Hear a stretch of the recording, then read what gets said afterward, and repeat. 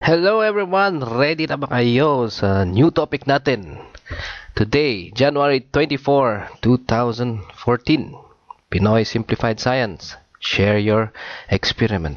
Now, so ano topic natin ngayon? What is endo and exothermic reaction? How to draw an endo and exothermic diagram? What is the activation energy? So, una muna, let's define, no? Ano ba yung diagram? So katulad dito, a simplified drawing showing the appearance, structure, or workings of something, no? Yung schema naman is a presentation of a plan or theory in the form of an outline or model, no? So we will be starting mamaya to make a diagram or a presentation or a model para dun sa exo and endothermic reaction. So ano ba yung endo and exothermic reaction? So umpisa natin sa exo. Ang ibig sabihin ng exo is from outside, no? From outside. And endo is internal or within. So what has this word? Yung mga words ito has the relation to what we will do. So, urahin ko muna to so we can get started.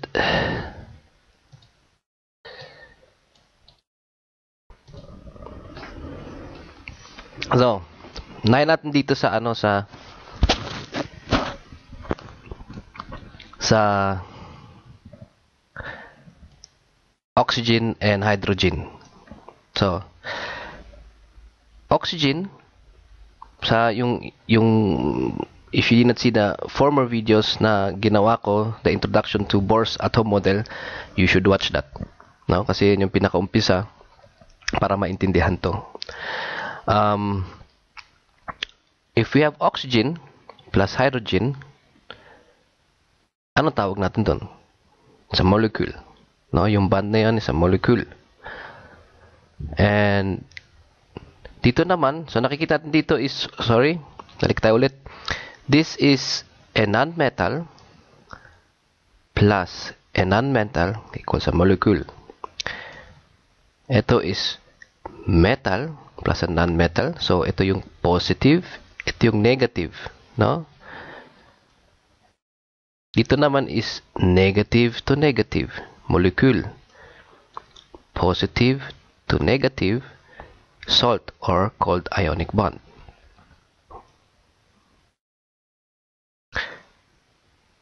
So, paano natin gagawin to ngayon? So we have, for example, no? We have H2. H2 para sa hydrogen gas natin. Hydrogen gas. Bakit H2? So, let me explain. Bakit hindi na lang H? Bakit H2 kailangan? There are seven elements na nandito na hindi sila pwede mag-isa. No? 7 elements yun. So, yung first niya, hydrogen. So, palagi pag mag-isa lang siya is H2. Tapos, ang susunod ay nitrogen, N2, O2, F2, Cl2, Br2, Ni2. So, bilangin natin yan. 1, 2, 3, 4, 5, 6, and 7. No, yan yung sinatawag na magic 7. So, these elements, hindi sila pwede mag-isa pag nakikita nyo sila sabihin natin sa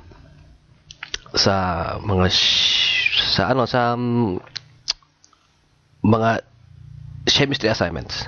Palaging H2 to pag mag-isa siya. So, balik tayo. So, H2, no? H2. So, isipin natin dalawang H2 siya, no? So, H2, ito yung isang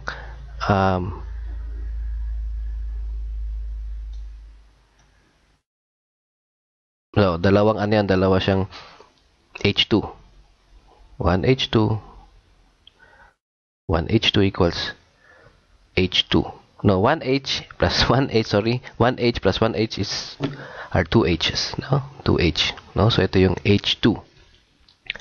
So, label natin, H plus H, no? H plus H. So, yan yun.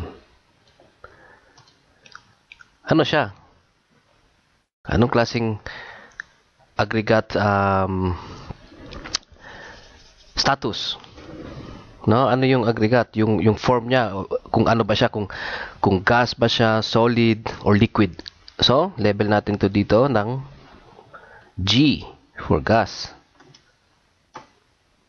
There are three types of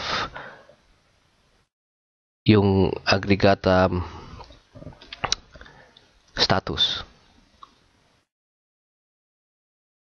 So, gas. Yeah? So, anong gagawin dito? Paano magko-connect tong dalawa? Able to create, sabihin natin, H2O. No? H2O molecule. So, nasaan ba yung oxygen? Yung oxygen, yung air natin is consisting of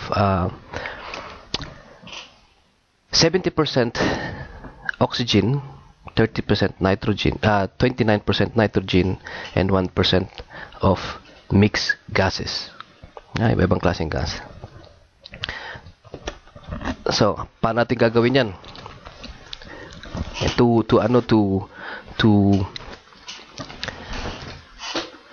To make a diagram now ngayon, no? So, we have here ito yung Y,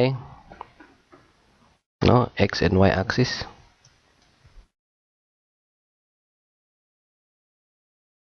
Y.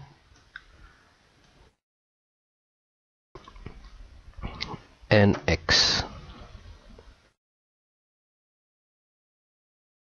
Yeah. So this is only to show kung saan yung direction ng reaction papunta. No? So we label also this na punta rito. No? So sorry.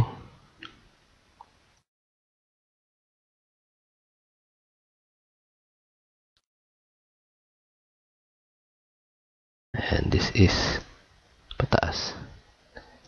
Yeah? So, dito papunta yung reaction.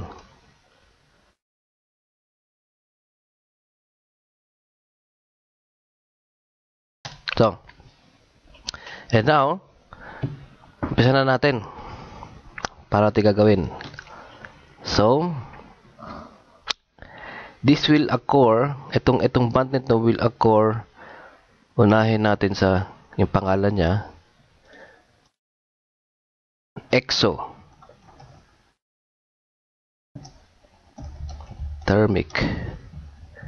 reaction.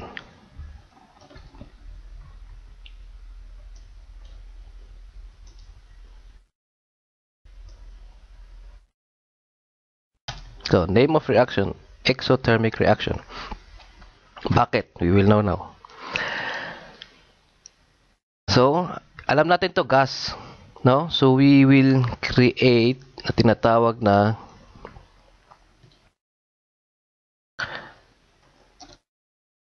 combustion reaction. No? Combustion reaction.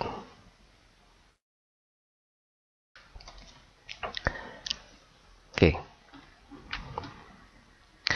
So, dito, starting point natin dito. Yeah?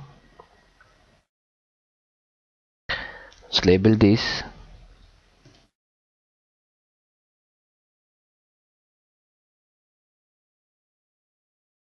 No, ito yung starting point natin. Dito. And now, gaano kabilis gaano kabilis itong pag sinindihan natin, gaano siya kabilis aapoy. No?